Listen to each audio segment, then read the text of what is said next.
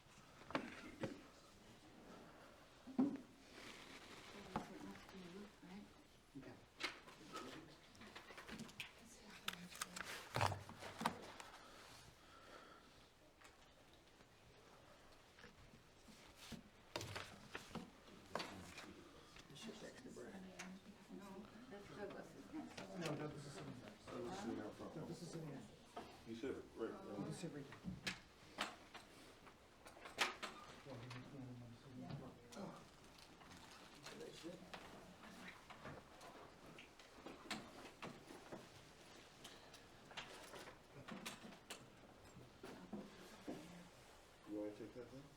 Or do you want to walk or not? I need to walk.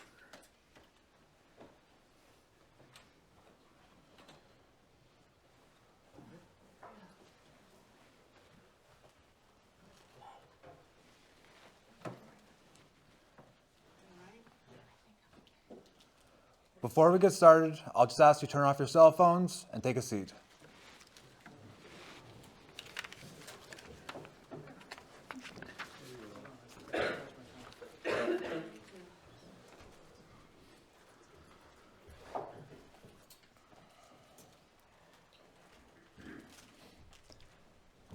For those of you who don't know me, my name is Doug Wolfe. I'm Karen's son.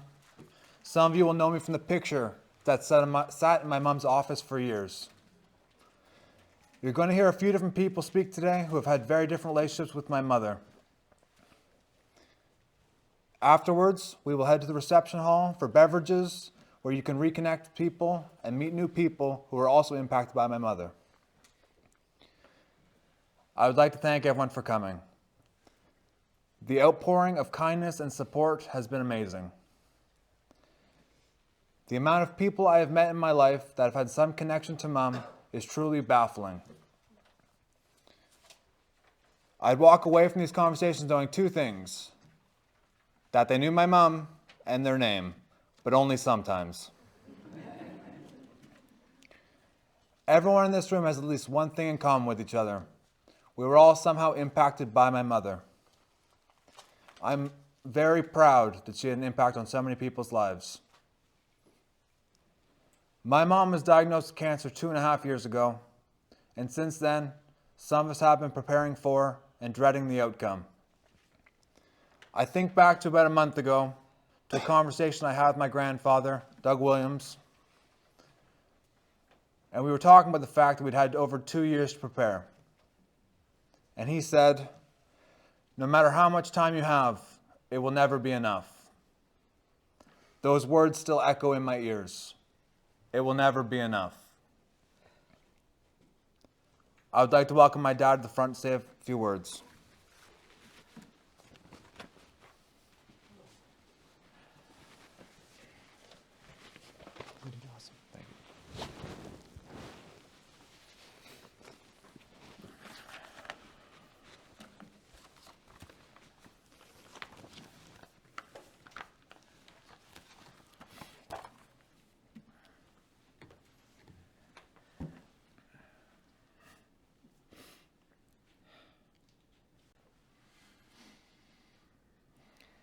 Firstly, thank you for coming. I'm humbled by the outpouring of support. Karen was such a bright light to so many of us. It's still hard to imagine a world without her in it.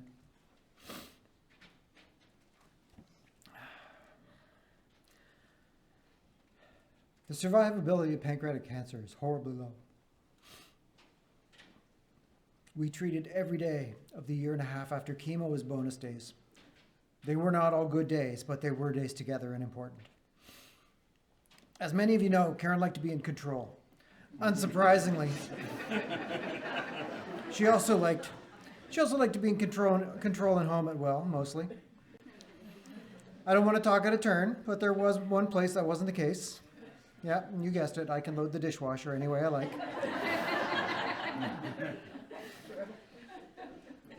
Karen and I met in, I think, late 1994.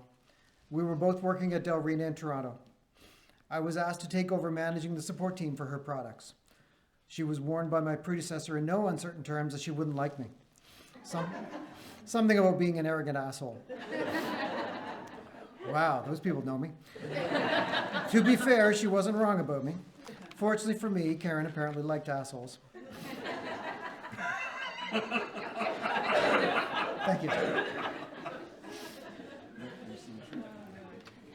I was taken by her the first time we met. Strong, confident, and swore like a trucker.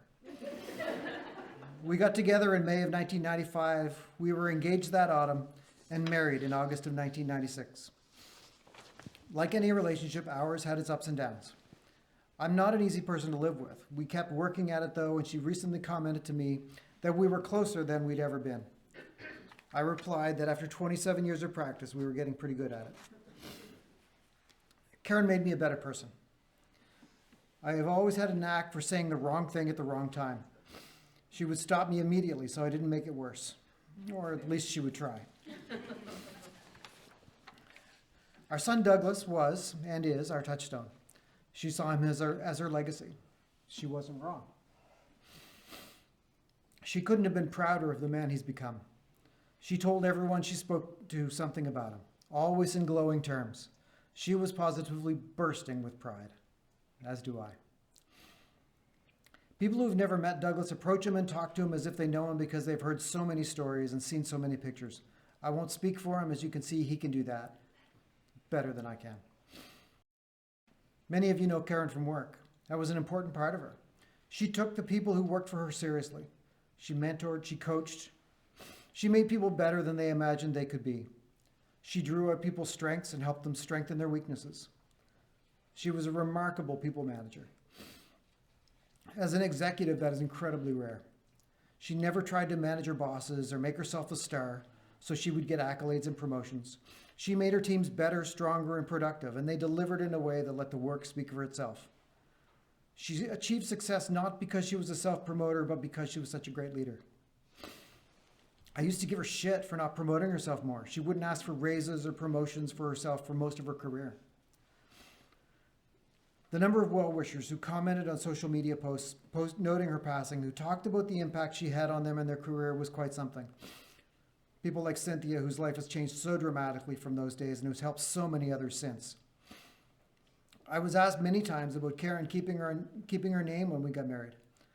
Being a Williams was an important part of her identity, and I encouraged it. One of those traits was that she would push through to achieve whatever needed to be done.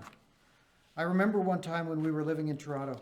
Our commute in those days was 50 kilometers each way across the top of the city, from Mississauga to Don Mills, where we worked. This one day, a snowstorm was upon us. Toronto actually does get snow now and then. We were heading into the office for an all-day corporate, all-staff presentation, so that was the only thing on anyone's calendar that day. Normally, our commute would take an hour, maybe an hour and a half on a really bad day. On this day, an hour into the drive, we were not yet out of Mississauga. I suggested giving up and going home. She was having none of it. We were on our way, and we were going to get there. It took us over 3 hours to get to work that day, so we could sit in a room with several hundred others watching presentation after presentation for the day. That attitude was central to her approach. Anyone who worked with her will recognize it. No bullshit, no excuses. How do we get it done? Her attitude to work spilled over to her work with United Way. She worked hard at it and took it seriously. She was on the board, several important committees over the years, and was board chair for a few years. Michael Allen, the president and CEO of United Way East Ontario, summed it up best in a note he sent to me. I have so many wonderful memories of her working together with us. Karen was among our most inspired leaders for the change in United Way. She not only believed in the change and the potential of a new United Way, she supported, led, and championed that change, often in the face of dissent. Her leadership for United Way from her work at IBM was among our most potent and concrete accomplishments. The Centennial Grant from IBM was a tangible contribution to United Way's commitment to being an evidence-based organization and funder.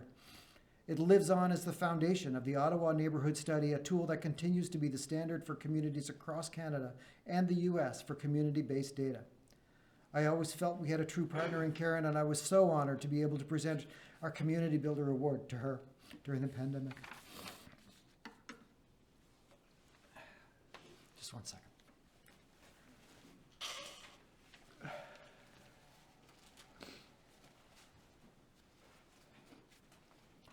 Karen was a private person. She hated that I overshared. My God, people. Am I that transparent? I would have coffee with a friend and talk openly about Karen's illness, and she would be right pissed off. She never wanted to be seen as a cancer patient by people. Even near the end, she didn't want people visiting. Not because she didn't like them, but because she didn't want people to see her as she'd become. There were only a very few people that she let in.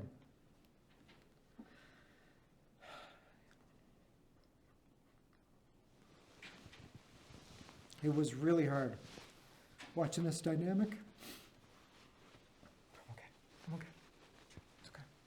Confident, strong woman become a shadow of her former self. I told her a few weeks ago that we had grown old together. Just happened sooner than we wanted. I watched her age from 55 to 90 in 2 years.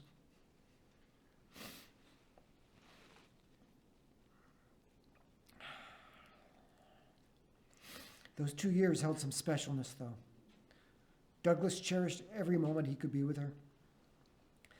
Karen and I got closer than ever. We were able to take an epic vacation last year. When Karen got sick, she had issues managing her blood sugar. Not diabetes, but you get the idea. As well as food sensitivities to both gluten and dairy. Now, I don't know if you know what gluten is, but it is basically in everything you would actually want to eat. Anything with a trace of wheat in it, even vinegar. Then add in the complexity of also no dairy products. You can see how fun this was. Most people who travel and go, hey, I'm hungry, let's go find a restaurant. Couldn't do that because her blood sugar would suddenly drop into oblivion, and we couldn't just assume that any restaurant she'd be able to eat at. So we realized that if we were going to be able to travel at all in the short time that we had left, that we would have to take our kitchen with us. So I started looking at motorhomes. I convinced her to go look at one in Barrie so we would know what we were looking at in pictures and videos. We ended up buying a condo on wheels. It was so big I needed a special license to drive it. And we still had no idea if she would ever be able to travel. We succeeded in taking a trip last September, a year ago, that had us drive 9,000 kilometers in 28 days. We went down to Colorado and Utah, visited Arizona, and then came back via Tennessee. Douglas joined us for the middle 2 weeks, and it was the memory of a lifetime. We visited 7 national parks and passed through 17 states. It was epic. We hoped to be able to do another trip this spring and summer to the Rockies and north, but that was not to be. This picture was taken last year on our trip in Ohio at a random stop along the way.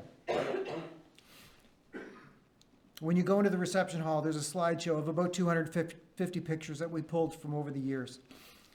Douglas did an amazing job of going through our pictures, and Scott made sure I had lots from before I was around to take them. There is one picture in this slideshow that Douglas and I made sure was in there, and she absolutely hated it.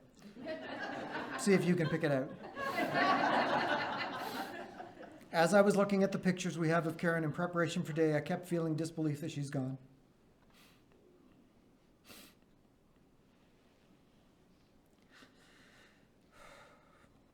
It's hard to believe. To this day, some people seem surprised that Karen and I were together. Don't laugh so much. I'm just happy we were. I can't finish here without thanking our friends and family for their kindness. I especially want to thank Anne-Marie, who helped Karen's morale in ways she will never understand.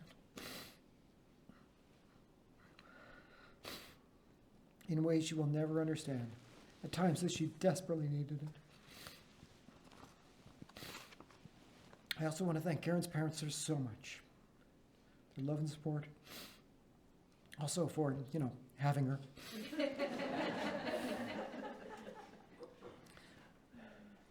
I'll leave you now with a little Warren Zevon. I won't sing it. There's a train leaving nightly called When All Is Said and Done. Keep me in your heart for a while. Thank you.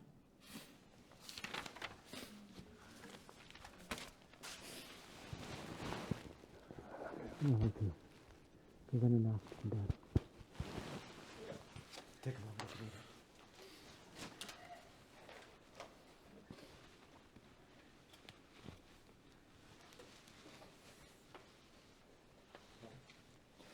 Please. No, I'm good. Okay. Thank you, Dad. I knew a very different side of her than most of you did. She was my mentor, my role model, and most importantly, my mother. She taught me a lot of things, some useful, others not so much. I'm going to share with you 11 lessons I learned from her that I will carry with me for the rest of my life. 1, to enjoy food. Mom and I have been cooking and baking together as long as I can remember. Whether it be a new recipe or an old family secret, she brought my love of cooking and food to a whole new level. And this let me try flavors I never would have thought of making on my own. 2, to public speak. When I was in 5th grade, I had to do public speaking. And like everyone else, I was terrified. I didn't want to go up in front of the class and make a fool of myself. From there, Mom taught me how to prepare, how not to lose a room, and how to look confident on the outside, even when you're squirming on the inside. 3, to give the most random gifts. Every Christmas, Mom and I would give each other the most obscure gifts. For example, the world's smallest Etch-a-Sketch. There's no practical use for this, except for the fact that it made us laugh. And yes, it does work. 4, to love animated movies and TV shows. It started with my love of Scooby-Doo, and since then has become much more broad. To this day, some of my favorite movies are animated. We'd repeat the lines to each other from the movies we'd seen a million times and laugh hysterically, like it was the first time we'd ever heard them. 5, to work hard. All my life, Mom has been one of the hardest workers I've ever seen. When I was young, she'd be traveling the world on business. And as I got older, I'd hear her in her dining room office on calls all day. It didn't matter what needed to be done. It was going to get done. 6, to care about people. Mom was a lot of things, but no one could say she didn't care. She cared about her family, she cared about her friends, and she cared about the people she worked with. It's all about making time for people you care about. 7, to be critical of others, nicely. She would support you, but she would tell you when you're about to lead yourself astray. She was direct, as am I. She would tell you exactly how it was, no sugarcoating it, but it was never aggressive. 8, to stand up for things that matter. Mom had many different causes she believed in. She always stood up for what she believed was right. If it mattered and she believed it, she would tell you. 9, to swear with purpose. This one is a mixed blessing. But any of you that have ever been on with a call with my mom before know she was a swearing enthusiast. She loved dropping a good F-bomb at dinner, at a meeting, or anywhere else for that matter. 10, to love myself. I realized that if I saw myself even half as good as Mom saw me, I think I was the best person on earth. For a long time, we saw me so differently, I didn't think we were looking at the same person. Then I realized she feels the same way about me that I do about her. And that the love runs so deep, it doesn't matter that they aren't perfect, it just matters that they're them. A few months ago, I created a photo album of my favorite memories of Mom and I. I got the pictures together, it ended up being about 50, and I put them in a photo album and I gave it to her. After I gave it to her, my dad asked which one was my absolute favorite. That's when I realized it wasn't in there. My absolute favorite memory with Mom was the mundane, everyday stuff. Going to the grocery store, going to get sushi, laughing uncontrollably in the car for no reason at all. The reason it wasn't in the album was because there was no picture. There was no one else there. It was just us. Those are the moments I cherish the most. Number 11, appreciate the little things.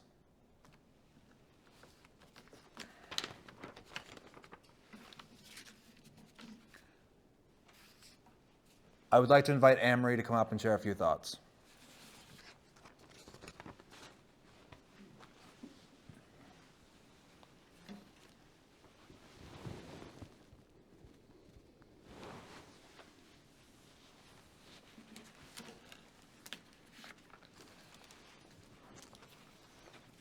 Thank you, Douglas.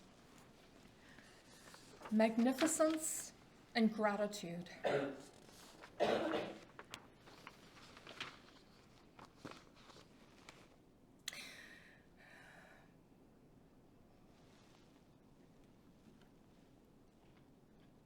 If you take away two things today from what I share, please let it be those two words: magnificence and gratitude. My friendship with Karen defies description. That's why it took me 4 drafts to prepare for today. In true Karen style, she would say I was overthinking it. By way of introduction, my name is Anne-Marie McInnes, and I had the very good fortune of meeting Karen at Saba. I was her HR business partner, and very quickly, our relationship grew into a friendship that felt a lifetime old. We just clicked. I am so grateful for her in my life, and so grateful for having been befriended by Brian and Douglas. What to say about Karen? I can hear her still speak into your listeners' hearing and say it in as few words as possible. Karen was larger than life and magnificent. I could end it here, but I won't. It is so easy to speak into my listeners' hearing today. We are all so blessed to have been in the presence of Karen's authenticity, her impact as a leader, her kindness as a friend, her bold courage, and her generosity with her time and energy. Countless of us have been mentored by her to be the biggest, best version of ourselves possible. However, less easy is saying it in as few words as possible, because there is just so much to be thankful for and so much to recognize, but I'll try my best to keep it short. Whether quietly speaking one-on-one with someone or delivering a speech to a room of hundreds, Karen was exactly what was needed. She listened intently, and she knew intuitively what was needed in a personal interaction, in a mentoring conversation, with an irate customer, or a room full of people. She had a wisdom and knowingness that just defies description. More personally, I can remember exactly the moment when I knew Karen saw me, truly saw me.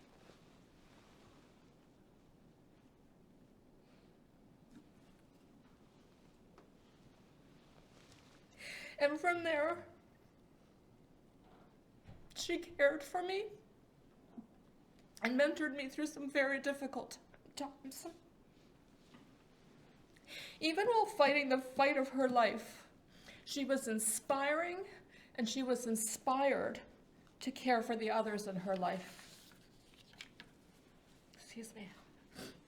Early on in our friendship, we were sitting in her office late one afternoon. She knew enough to schedule me at the end of Mondays because she quickly perceived I was a chatty one. Hence her guidance to say it in as few words as possible. And in one sentence, she summed up exactly what I was feeling and what I was struggling with such knowingness that I felt completely and understood in just a few words. Her power of listening and her empathy were bar none the most magnificent I had ever witnessed. She met you in your most vulnerable place, and she treated that space sacredly, growing a trust that fully empowered a mentoring relationship, or in my case, a deep, deep friendship.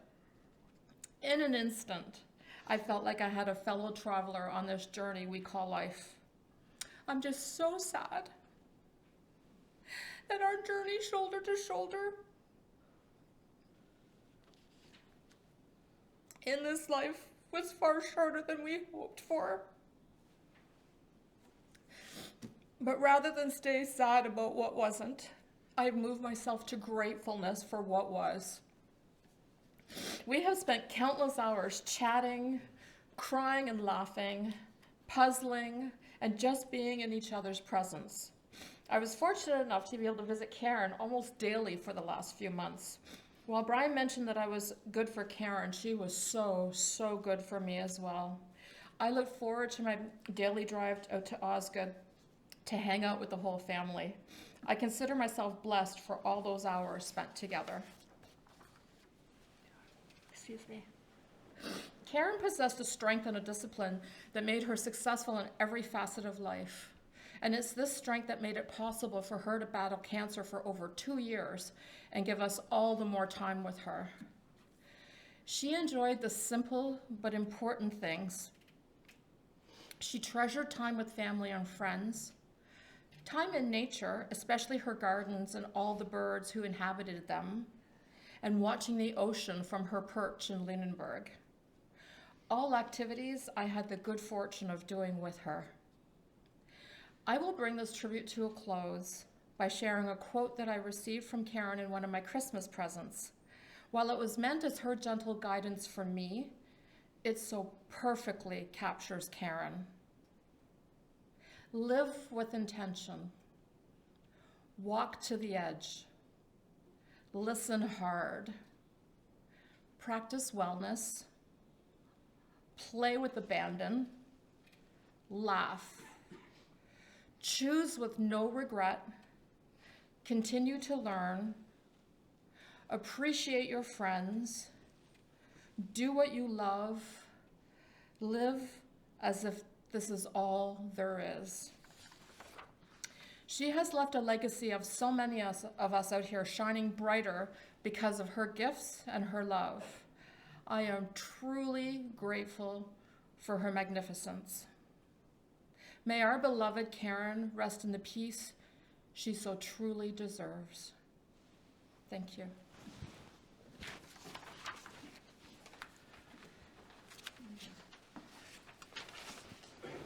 You did it again. Thank you.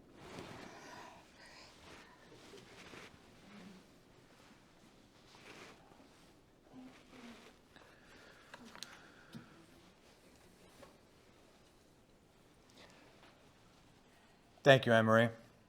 You were there for my mother when she needed you the most, and for that, I am forever grateful. I would like to invite my Uncle Scott to share a few words.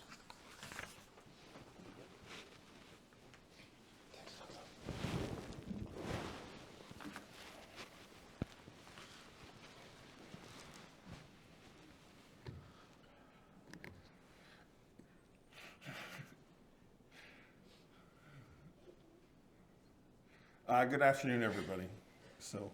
My name is Scott Williams, and I am Karen's younger brother. I'd like to say much younger brother, but that's not really true.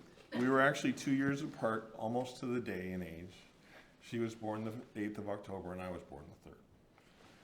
So a bit more on that in a minute. Before I jump into the stories about her and my experience with Karen, I wanted to say a few things. First, of all, thank you all for coming out today. My sister has left many ripples in the world, and it's funny, as I listen to the stories, I realize how very much actually her and I are more alike than I would have ever thought, so, which is kind of special. So thank you all for coming out to honor her today.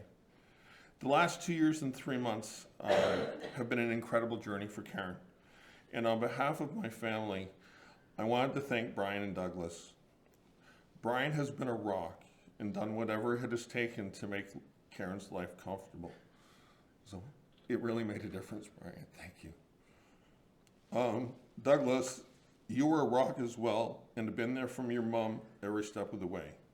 And we're all very, very proud of you. The three of you were a powerful family, and we love you very much. Anne-Marie, I wanted to thank you for being there for Karen in the end. You were so very kind and helped Karen to die with dignity, and that's very important. And I know Karen appreciated it. My sister was one of the toughest people that I know, and it was important that she ended her life on her own terms. And I am proud of her.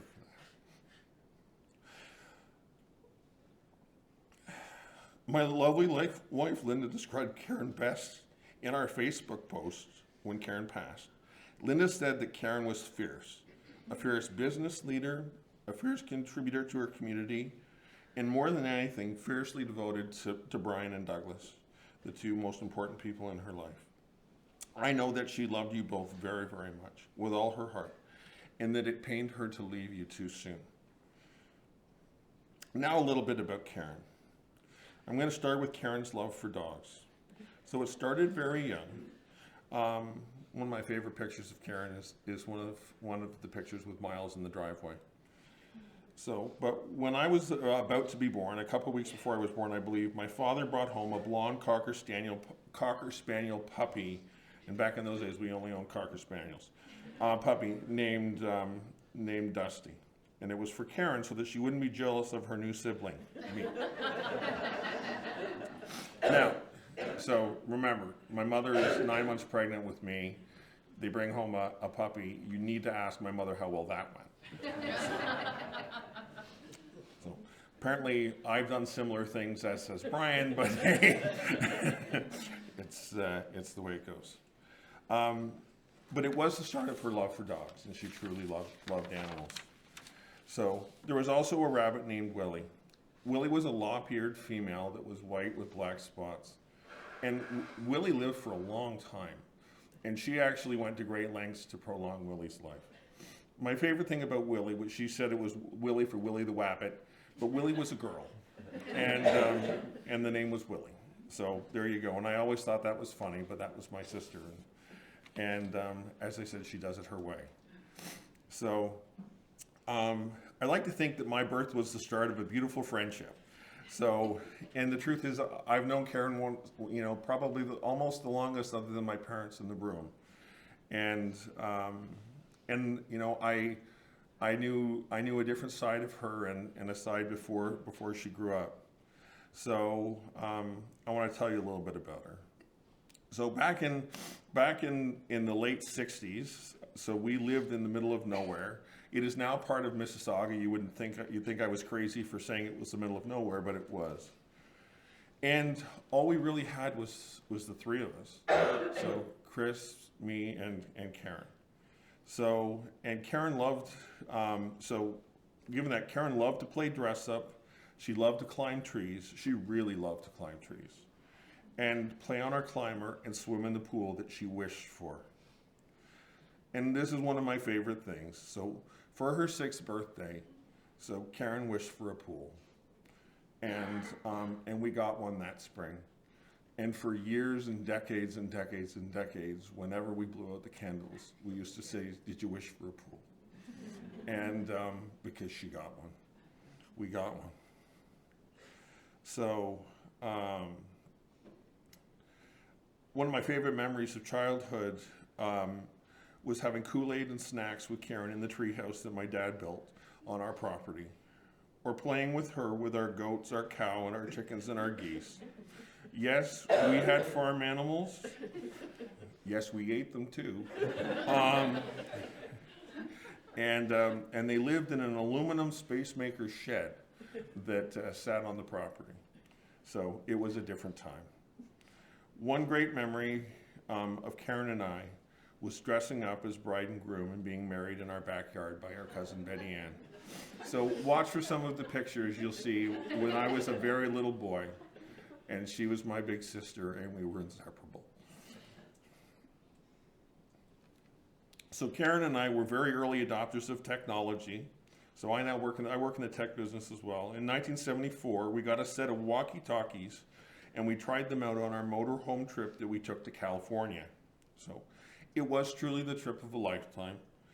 They were cutting edge from Radio Shack, and we had tons of fun with them on that trip and afterwards. As we grew up, Karen and I would make regular trips to Dairy Queen and spent lots of time talking and being close friends. She'd take me for a peanut butter parfait, and we'd talk the day away. Of course, we grew up. We did go our separate ways and ended up living in different cities. You know, probably, I guess that was about 27 years ago. There were still many great memories of the time spent in Washago at Mom and Dad's, watching our kids grow, playing cards, swimming, laughing, and having lots of fun. They're very good memories.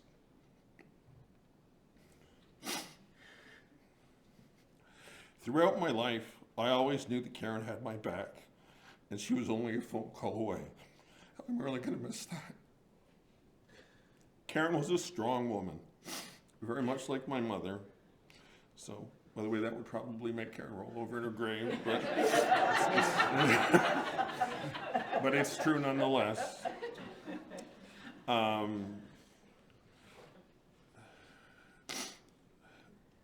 Karen was a strong woman like my mom and made a difference to many. Just a second, sorry. There's Kleenex at them. I have some in my pocket.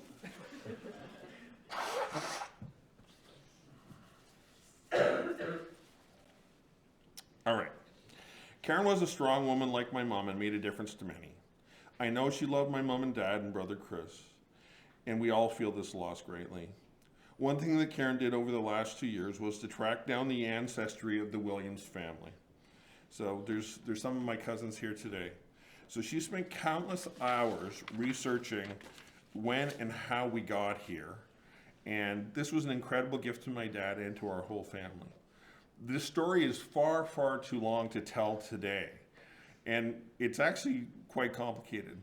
But I will say that once and for all, we know how our great-grandfather got here. And we know why we're named Williamses. And someone said that, so Karen always was Williams. And, and I knew that that would always be the case. And there is a lot of pride in holding on to that. When faced with the inevitability of losing my sister, I thought a great deal of what needed to be said and how to give her a powerful closing with me. The most important thing of all was to say thank you for looking out for me and for loving me as a little kid and as a young man when things were tough.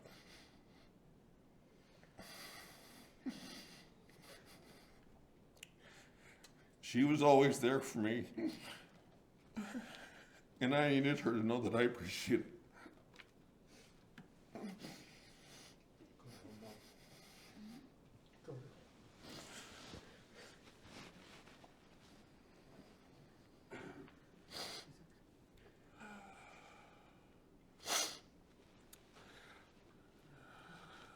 I told her I would take care of Mom and Dad, and that we'd be all right, and we will be. I told her that I'd stay connected to Douglas, and that I would be his connection to the Williams family, and that was very important to me. And most importantly, I told her that I loved her, and that I always will.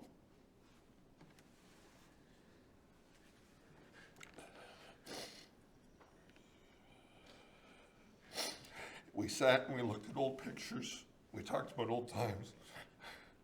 And we remembered what our life was like.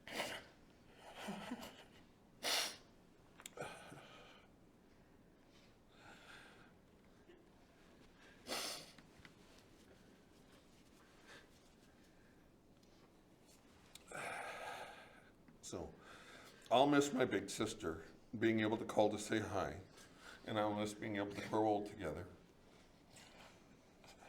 I'll never forget her and the difference that she made to me as a man. I know that Karen lives on in the memories and the wonderful photos that you're going to see today. I watched the slideshow the other night and was in tears through the whole thing because it reminded me so much of her. So I'm going to end, though, with a quote from one of her favorite philosophers, Winnie the Pooh. My sister loved Winnie the Pooh. There's a picture of her hugging Winnie the Pooh on stage. So with Douglas when he was little. And the quote is, "How lucky am I to have something that makes saying goodbye so difficult." Thank you.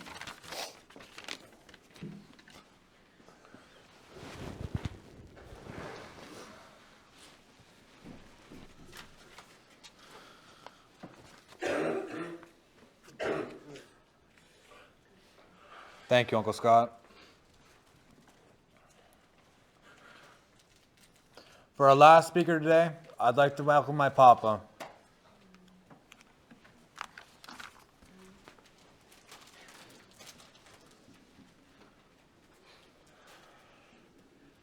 Thank you, Douglas. Yeah. You're gonna sit here. You gonna sit? Yeah.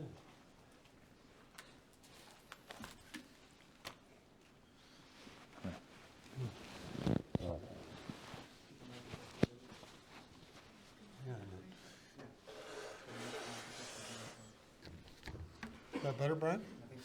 Thank you.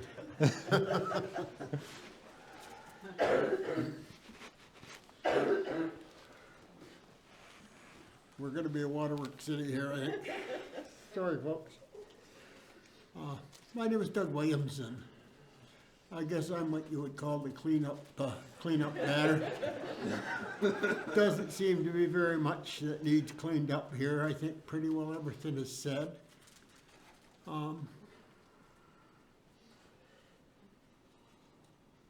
You know, it's very, very evident from the comments and the people that have come from work and to honor Karen's memories and to wish her on the way.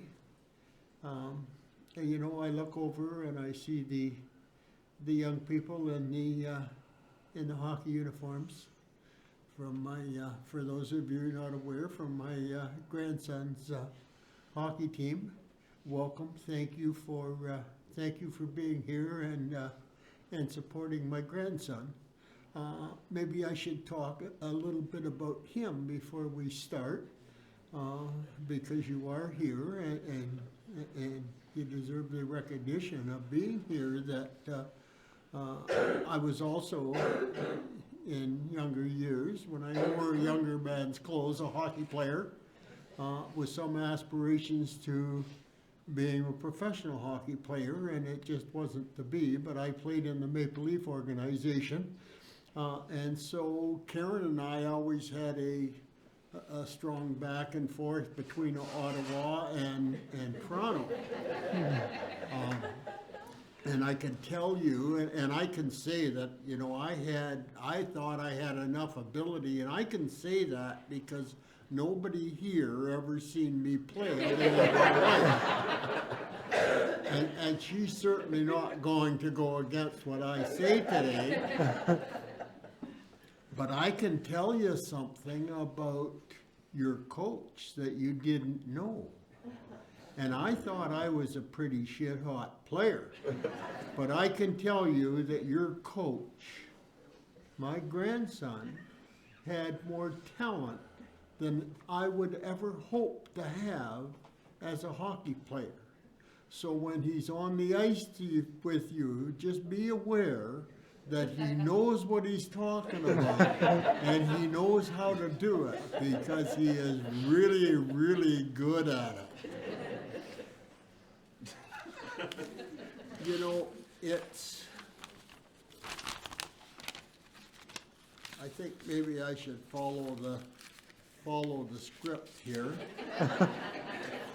I don't know why I should follow the script.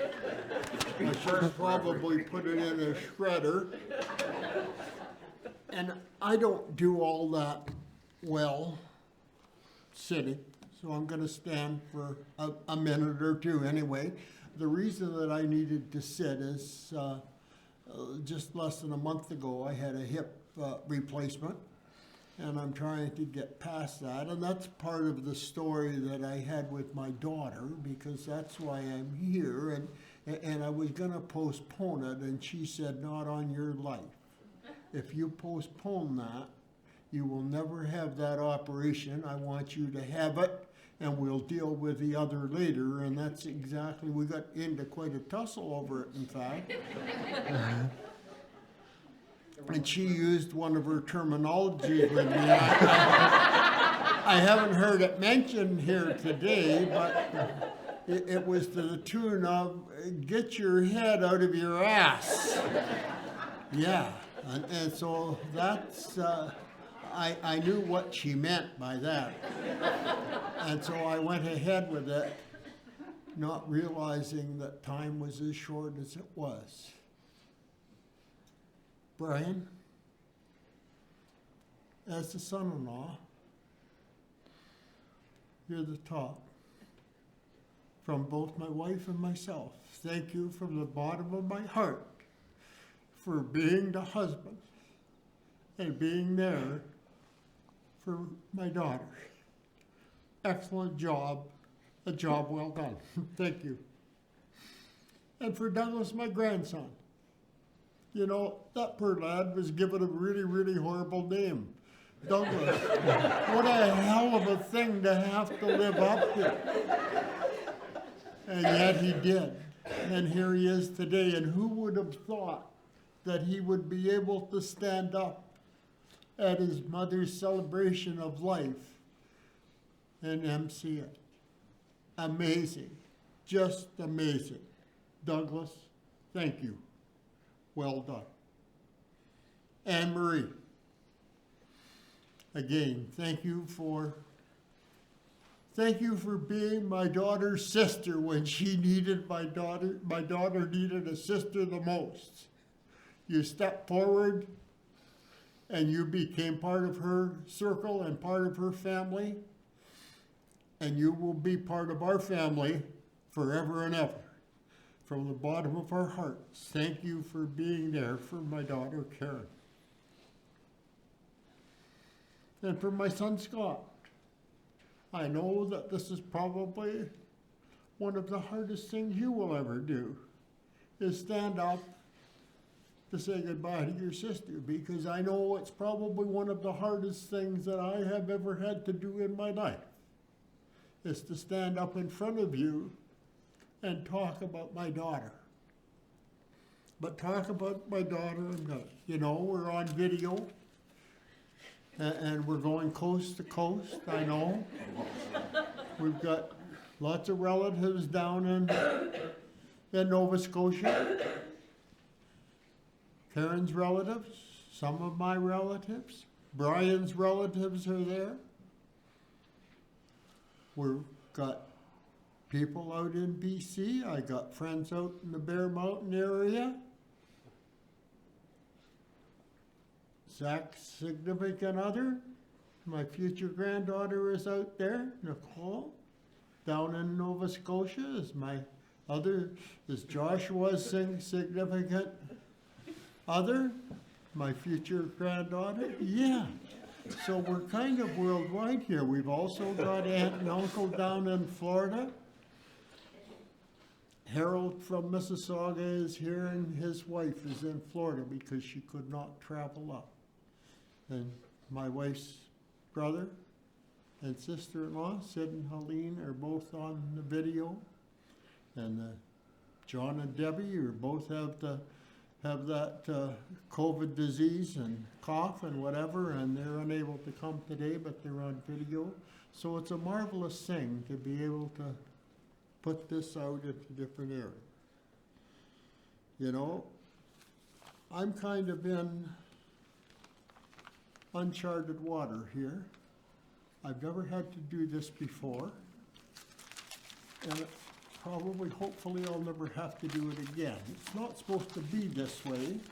It's supposed to be sons and daughters who are speaking at the old man when he's gone. But in this case, it's the old man that's up and he has to do the job, I guess. And I got to talk about a little bit about our daughter Karen. And you know, if I hit some of those mines that are out in the area here and start to blow up, I'll never get this finished. Because if it blows up and we start to get into the Ottawa Waterworks, we'll have a flood here and I'll not be able to complete what I'm setting out to do. But I do need some help, and I asked my God to grant me the serenity to accept the things that I can't change. And, you know, that very, very close, because acceptance of this has been very, very difficult to both my wife and myself. I also ask for the courage to change the things I can and have the wisdom to know the difference. And with that, I want to talk a little bit about, you know, some of the things that Karen, being our firstborn child, and you know, made reference to having 3 children. We have another chosen child, which is having, he has some problems and he wasn't able to be here today, but it kind of behooves us to mention Chris and that he is well loved, and he was well loved and looked after by Karen. You know, our 3 children together became very, very close. And I guess if I'm going to follow the script, I might want to put some glasses on and see what the hell I'm looking at here, because it just looks like that. Okay, that's a little bit better. Now, you know, there used to be a baby company that made baby foods called Gerber. Don't know whether they're still out there or not. It's been a long time since we bought any baby food. But on the label, they had a baby. And they called that the Gerber baby. That was my daughter. She was the first born, and she was a Gerber baby. And you know, she was a delight right from the start. And she became a shining star, and she accomplished all the things that were referred to today, and especially about her relationships with other people. And you know, my wife and I are so grateful. You know, she was very, very generous with us, and to the extent that with her love, and brought us much joy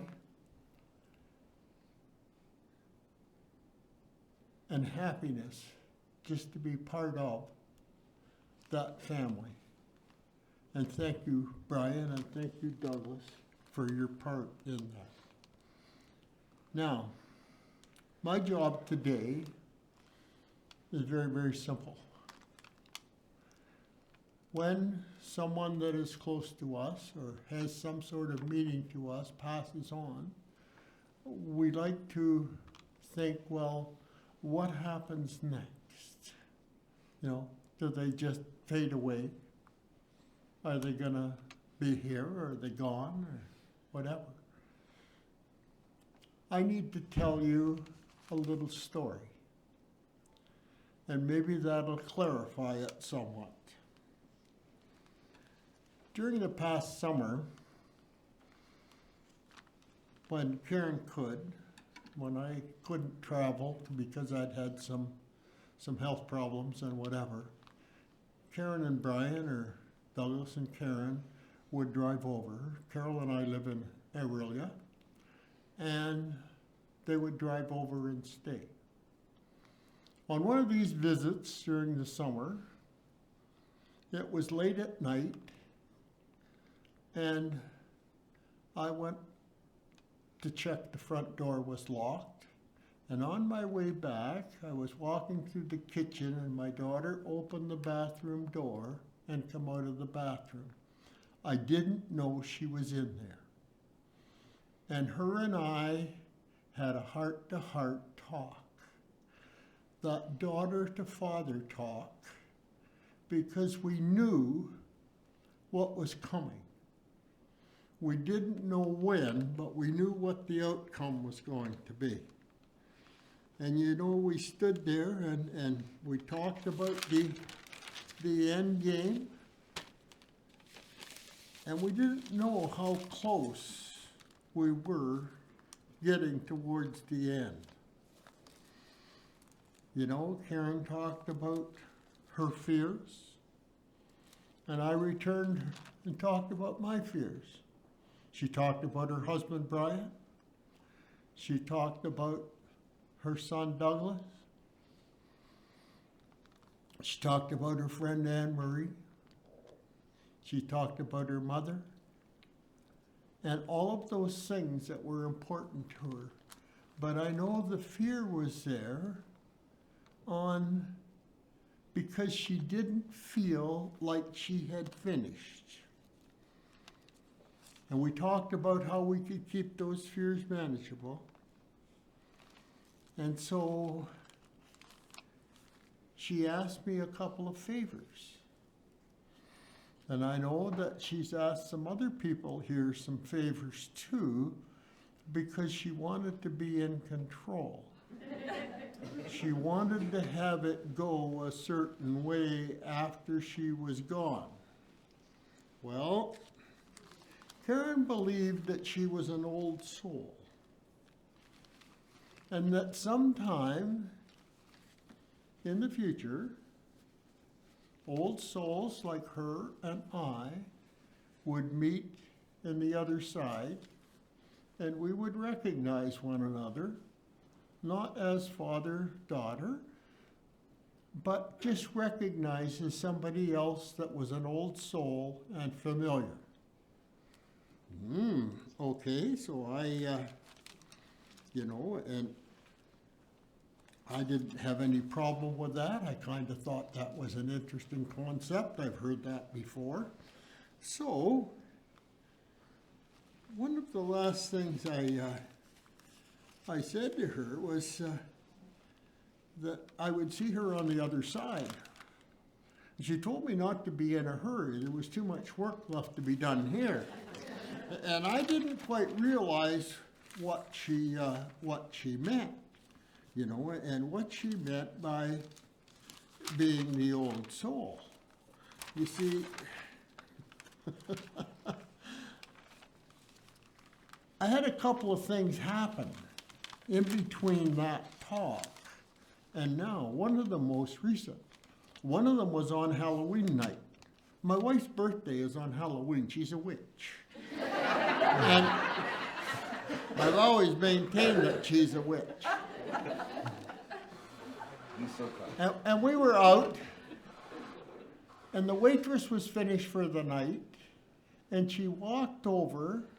The bill had been paid. We were just sitting there drinking coffee, and the bill had been paid, and she walked over to say goodnight.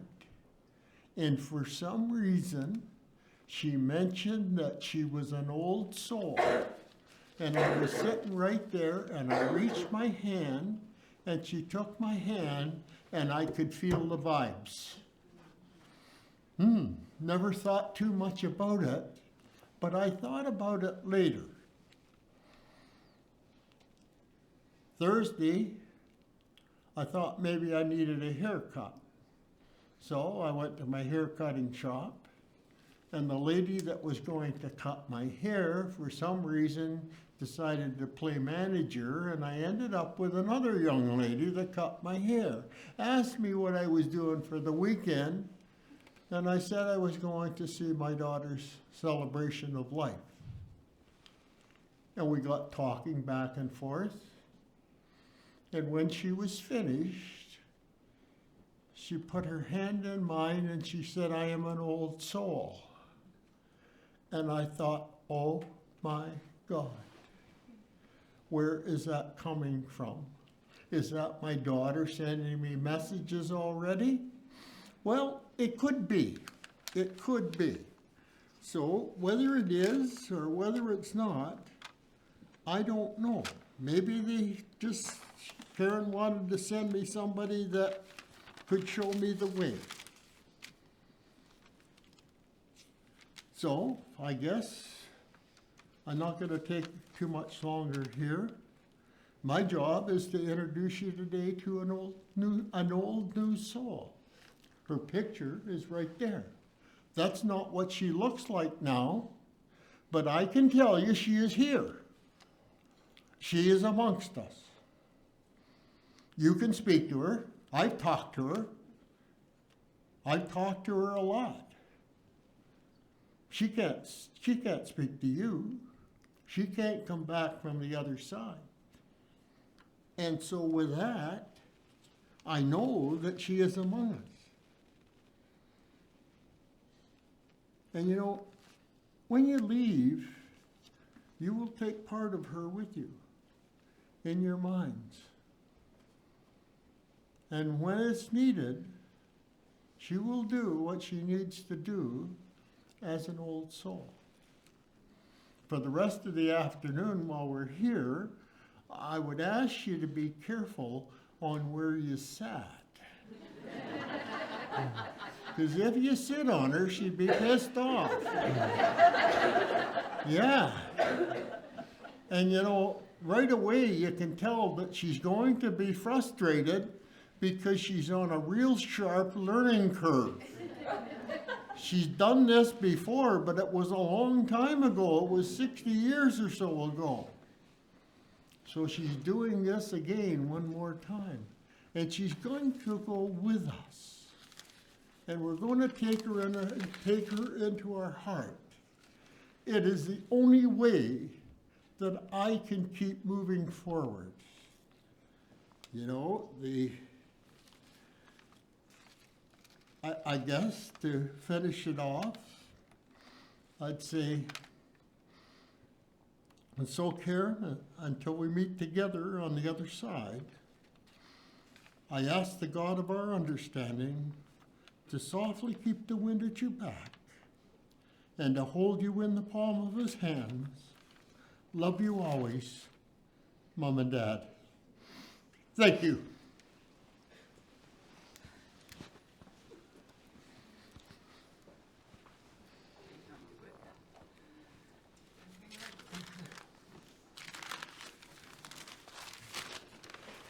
Thank you, Debbie. How's that? Thank you, little boy.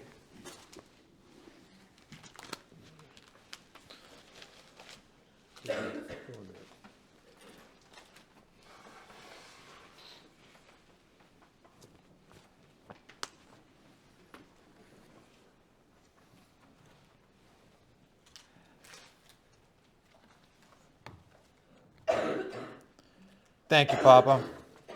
I would again like to thank everyone for coming and taking the time to celebrate my mom's life. Everyone is invited to go to the reception hall. There'll be food, coffee, and a chance to meet others who were impacted by my mom. Thank you.